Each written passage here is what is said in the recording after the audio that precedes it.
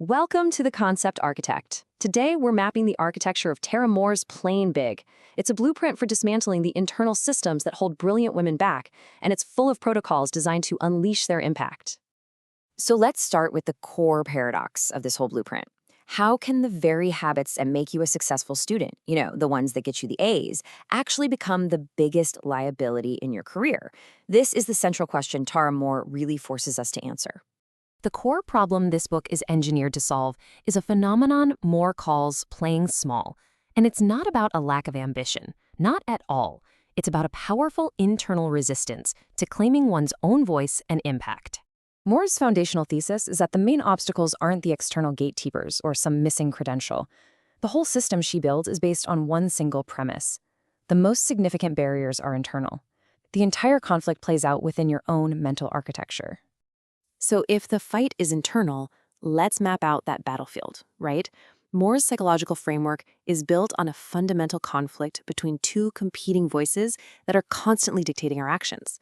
And understanding this duality, that's the very first step in this whole process. So on one side, you have the inner critic. This is that voice of, you're not ready, you're an imposter. And on the other side, you've got the inner mentor. This is your own future self, an internal source of wisdom that has, believe it or not, already navigated the challenges you're facing right now. The entire game is about learning which voice to mute and which one to amplify. Now, the protocol for dealing with the inner critic is pretty counterintuitive. You don't fight it because arguing only gives it more power. Instead, you just treat it like background noise, almost like a guard dog that barks at everything.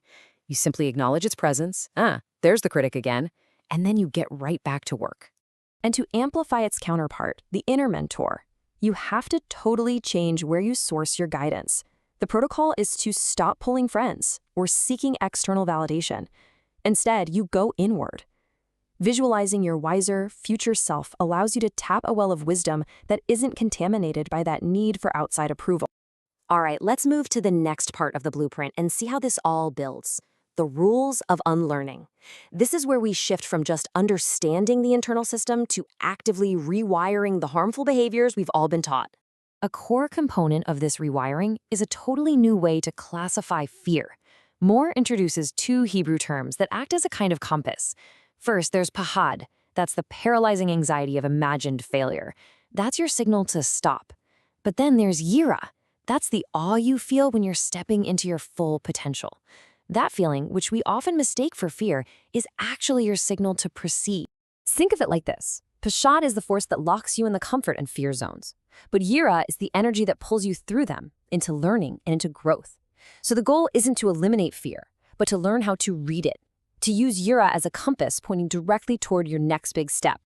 So how do we actually put this into practice? Well, Mohr outlines two absolutely critical protocols.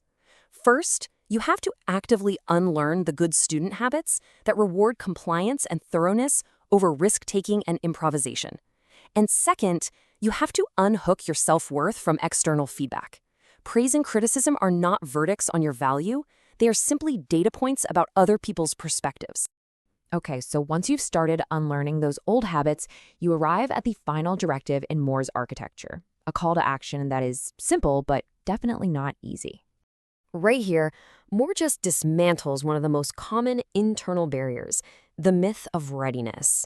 That belief that you need just one more degree, one more certification, one more year of experience. She identifies it for what it is, a sophisticated stalling tactic, a form of intellectual procrastination driven by fear. So the core imperative is this. Playing big is not about achieving some state of perfect preparedness. It's an act of will. It's about being willing to leap, guided by your Yirah, rather than being paralyzed by the fear of imagined failure. As Mohr puts it, the world needs women who are willing to start before they are ready. And that brings us to the final analysis, something we might call the Competence Trap.